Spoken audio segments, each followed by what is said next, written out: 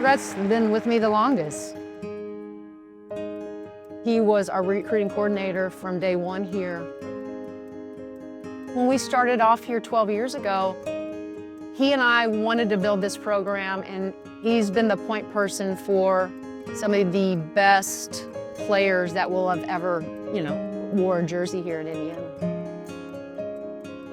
Coach Rhet definitely helped me decide to come back to Indiana because of the relationship that he built with me from such a young age. There's no Indiana women's basketball success without Coach Rhet. That's Coach Morin's right-hand man. Anyone who's in the program, even outside of the program, knows that.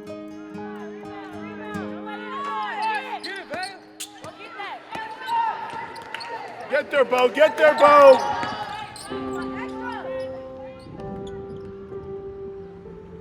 Summer of 2024, we just began our summer workouts. It was a Friday morning, and we have our 7 a.m. conditioning. Usually Coach Rhet is the loudest voice in the building at the time, but he did not attend that workout. It was over the summer, and so we're trying to get our new team settled in, and I was having a few symptoms. Shortness of breath, numbness in my arms and fingers, and I had this whoosh go through my head. Well, what's that? Like, I don't know, but I know you're not supposed to feel it. Went to the doctor, and eventually I had to go to the hospital. They had done a CAT scan, and then they were going to do an MRI, and then I didn't hear from him for a while. He texted and he said, "There's a mass in my brain." And that moment, I felt like all the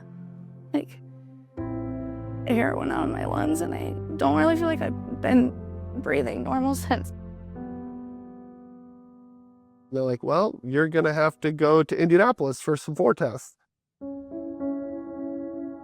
The doctors came in and said, you have brain cancer. They decided I was going to need to have brain surgery, and then it was all figuring out when I could get scheduled. And so fortunately I was able to leave on that Saturday night, made it home, and my son had a baseball game on Sunday. And so I made it to watch the championship game. He gets the game-winning hit. Oh yes, right there, dropping. Yeah! Come on, baby! I was just proud of him and thankful that I could be there.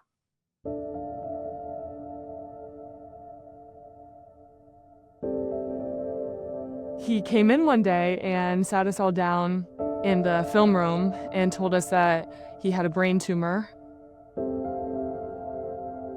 I'm in Columbia with the USA team, and I'm calling him the day before his 12-hour surgery. And he's like, we're fine, coach. Don't worry about me. I need you to go win the gold, and I want to see it when you come back. That was his message. Over the last year, he's been through a lot, through surgery, radiation, chemo with the radiation, 12 cycles of chemo. Even on the hardest days for him, the days where maybe he couldn't stand up for an entire practice, or maybe he was sick during a game, or maybe he just couldn't make it through a film session, he showed up every single day. They were able to remove a lot of it from the frontal lobe and the temporal lobe.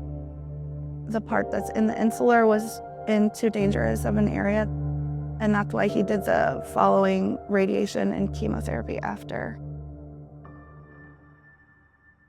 So I wear this device, and it comes in a little backpack, but it's called an Optune Geo. It has tumor treating fields, which are electrical fields that send electrical currents that are hoping to prevent new cancer cells from forming. Coach Rhet needs to avoid any contact to his head. We do have to make sure that we're safe around him, but he just runs up and down the court, probably doing way too much, but no one's gonna stop him. It's like, okay, why this, why this? But I look back and I know God has a plan, and it's not for me to judge or predict that plan. It's to just trust him and know that there's a reason for this. His faith is at the top of his and Tiffany's life and those boys. He walks it every day. He's committed, he's loyal, he's funny, he's a foodie, he's a terrible dancer, a terrible singer, but he's always the one for us that when things might feel off, he reminds us that everything's gonna be okay.